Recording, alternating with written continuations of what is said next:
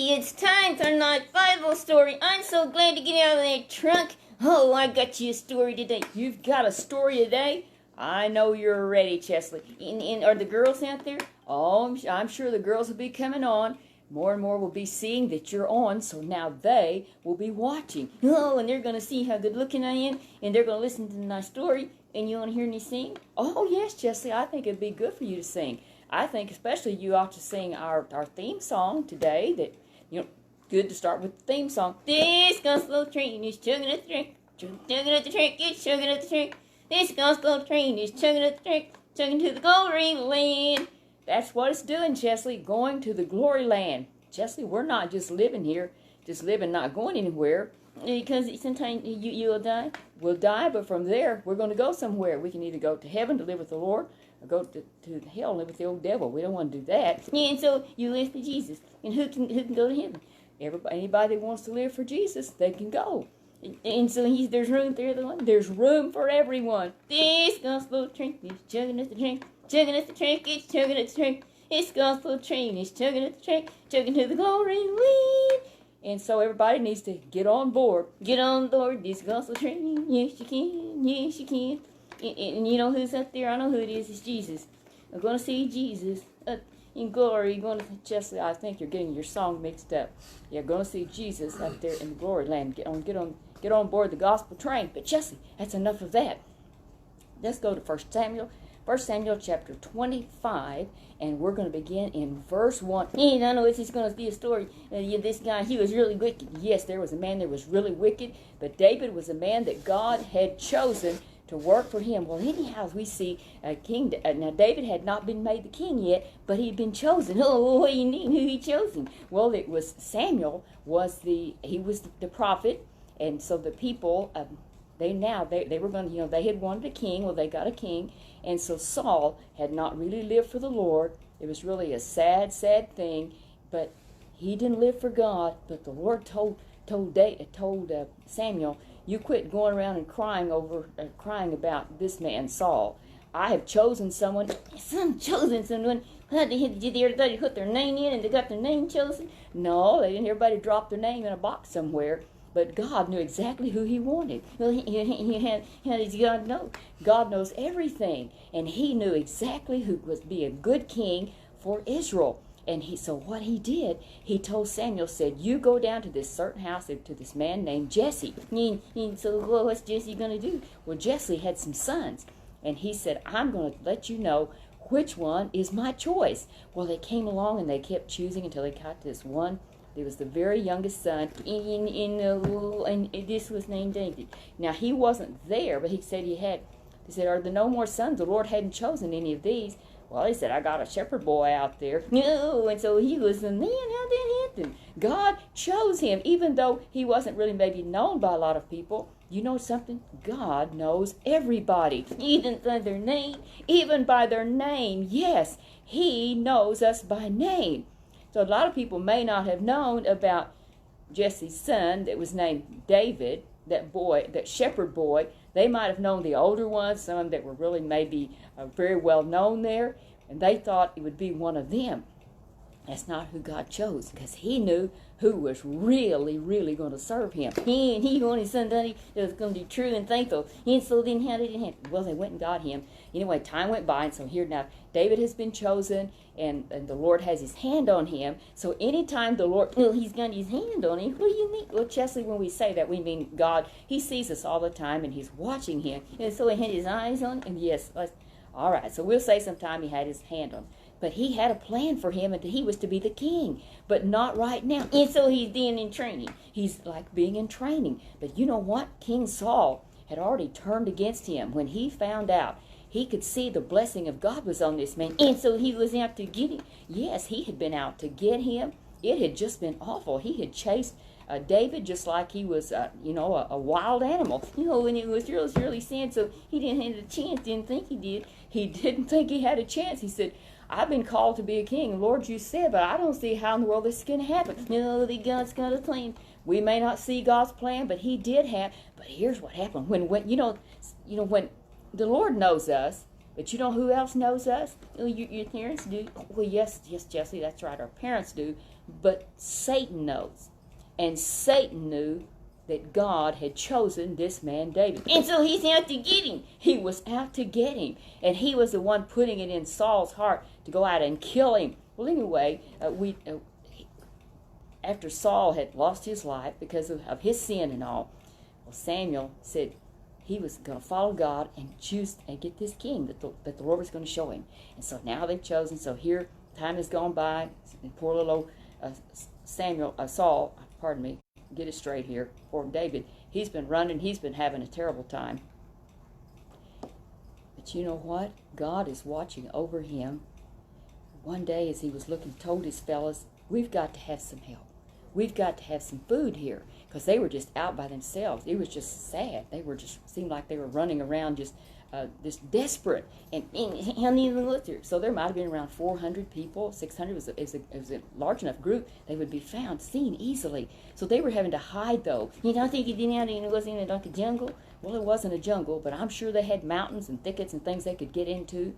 But they needed help, so they came to this place, and there was a man. His name was Nabal. Well, that's a weird name. Well, it may not be a weird name, but anyway, it may be a little weird to us, but it was maybe a normal name for them. But you know what about this man? He was a very wicked man. You know, they did everything out of his place. But Chesley, they didn't know. They didn't know who was good and who was bad. They were out, you know, they were just, they was crooks. No, they weren't crooks, but they were doing the will of the Lord, but it didn't seem like God was helping them. But he was watching them the whole time. And so here they saw these young men, shepherds, and so they began to look after them, and they were kind to them and good to them. They didn't have anything against it because they weren't wicked. They were not wicked, and those fellows weren't. Well, David knew that his men had been very good to them, and they said, well, if you can get word to their master, his name was Nabal, and then he's going to help them. He could help them. He was a man, they found out he was a wealthy man. You know, and so he was rich. He was rich. Yes, he was very wealthy. He had much livestock. It was a bunch. And so King David, he wasn't King David yet, but he was going to be king because God had said. God was watching over David, and it didn't look like he was. It didn't look like he was. But he told his fellows, he took 10 of probably his best men, and he said, you go down there to that man named Nabal. Yeah, you tell him we're hungry. He said, you tell him. Said, tell him who I am. Said you tell them David has sent you, and my daddy's name was Jesse, and said you tell him that we've been very kind, that you all have been very kind, and they can ask you and tell that they can ask all of his men, and they will say that we have been good to them. And we would need some food if you have some that you could spare for us. And so here they went down there, and it was really nice. They were very nice when they presented their need, what they needed. And you know, here's what they said. Our master David, the son of Jesse, has sent us here. And you know what he said? No, he said, I heard of him. He's a crook. No, that's not what he said. He said, and who is David? That is the title of our story today. And who is David? And who is Jesse? He said, I know, it's just a bunch of runaways. That's what it is. You know, you're a bunch of troublemakers and I'm going to get you. That's what he thought. That's just a bunch of troublemakers. That's all it is. Well, he was very angry, and the fellows was trying to be polite and courteous and say, you can ask any of your men. We've done well. You know what? This man may not have known who David was, and he may not have known who David's dad was. He didn't even bother to get any details. You know why? Because he was wicked. It come to find out, unknown to them, he was a very wicked man. They didn't have any idea who they were dealing with. You know what I think the deal is? What is the deal? I think that Satan's been talking to him. I really think Satan was talking to him too. He certainly wasn't listening to the Lord. So what happened? David decided, I know what I'm going to have to do. When the fellas come back and said, he wouldn't give us anything. He treated us awful. He didn't know about you. He didn't know anything about, well, who is this man Nabal? This man Nabal, I found out that one of his great-great-great-great-grandfathers was a man named Caleb. Oh, he was a mighty man of God. He was a mighty man of God. But he didn't take after him. He decided not to be like him. And here he was acting like this. Well, what those men did, they were in desperation as they went to David. And David thought, I tell you what we're going to do. He said, we're going to have to fight. What we're going to have to do? We're going to have to fight. So he told his men, you get ready. You get your spears, you get your swords, whatever you have, your weapon, and we're going to go down there.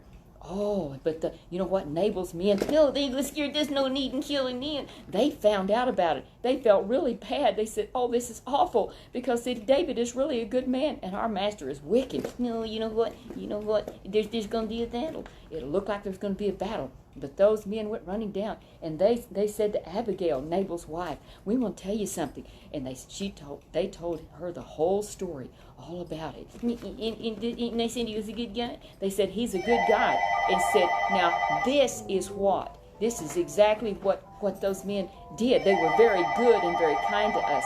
We liked them. They were good to us. They took care of us. They watched over us. They protected our things. We were friends. They didn't do us wrong, but they're coming after us. It's going to be very dangerous. And we're going to get killed, and it's not our fault. You know what she did?